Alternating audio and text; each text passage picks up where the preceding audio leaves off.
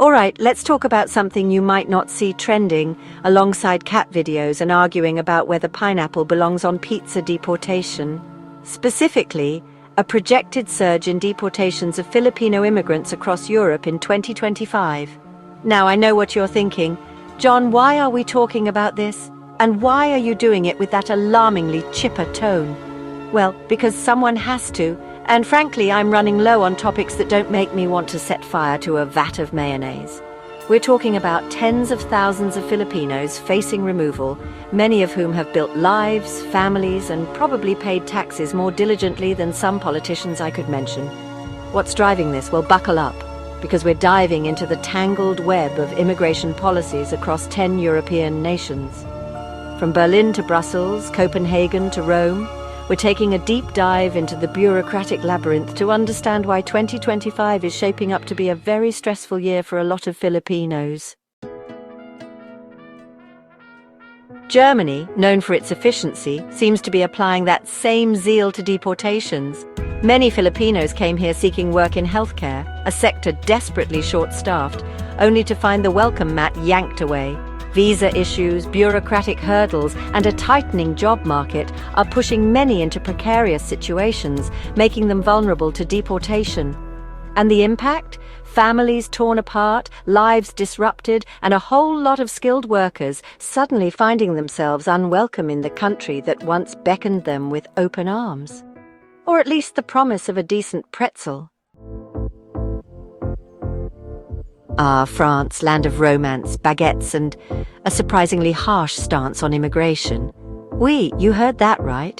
While France has a long history of welcoming Filipino nurses and caregivers, recent years have seen a tightening of immigration policies.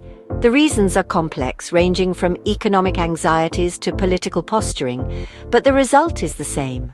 Filipinos facing deportation, often after years of contributing to French society. It's enough to make you choke on your croissant.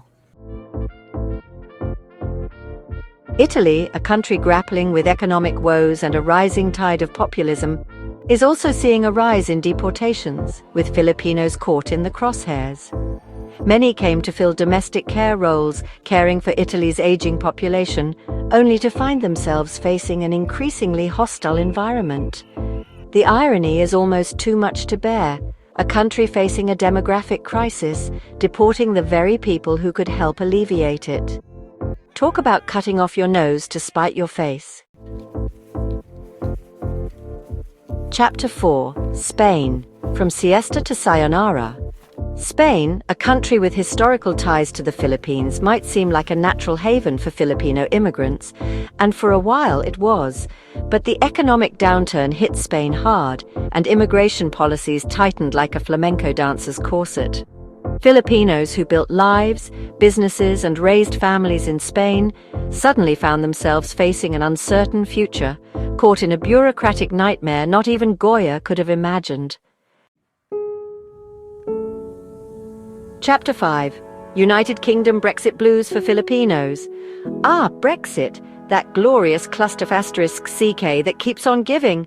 Remember how it was all about taking back control?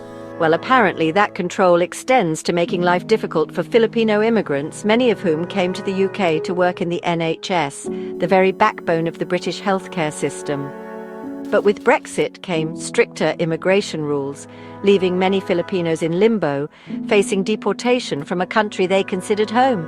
It's enough to make you want to drown your sorrows in a lukewarm cuppa, which, let's be honest, is the most British response imaginable. Chapter 6. Netherlands, not so tolerant after all. The Netherlands, a country often lauded for its tolerance and progressive values, is grappling with its own immigration conundrum. While not as dramatic as some other European nations, the Netherlands has seen a tightening of immigration policies, impacting Filipinos who call this country home. From skilled workers to families seeking a better life, many are facing an uphill battle to stay, caught in a web of regulations and restrictions that seem at odds with the Netherlands' image as a bastion of liberalism. Chapter 7. Belgium Waffles, yes. Welcome, maybe not. Belgium, famous for its waffles, chocolate and, let's be honest, a certain level of bureaucratic complexity, is also facing the heat when it comes to immigration. While not as widely reported as in other European nations, the plight of Filipinos facing deportation from Belgium is no less real. Caught between stringent visa requirements, limited work opportunities, and a system seemingly designed to test the limits of human patience, many Filipinos are facing an uncertain future in the land of Tintin and Hercule Poirot. Chapter 8: Sweden, From Hygge to Goodbye. Sweden, known for its social welfare model and egalitarian ideals, has also seen a tightening of immigration policies in recent years. Filipinos, drawn to Sweden's promise of a good life, are facing an increasingly challenging environment. From skilled professionals to families seeking asylum, many find themselves navigating a complex and often unforgiving system, facing the possibility of deportation from a country they hope to call home. Chapter 9: Norway Not So Fjord-ly a Welcome Anymore. Norway, a country renowned for its stunning landscapes and high standard of living, is also grappling with the complexities of immigration. While not as pronounced as in some other European nations, Norway has seen a tightening of immigration policies, impacting Filipinos who sought a better life in this Scandinavian nation. From skilled workers facing stricter visa requirements to families seeking asylum facing an uphill battle, the situation highlights the challenges faced by immigrants in a world grappling with economic anxieties and shifting political winds.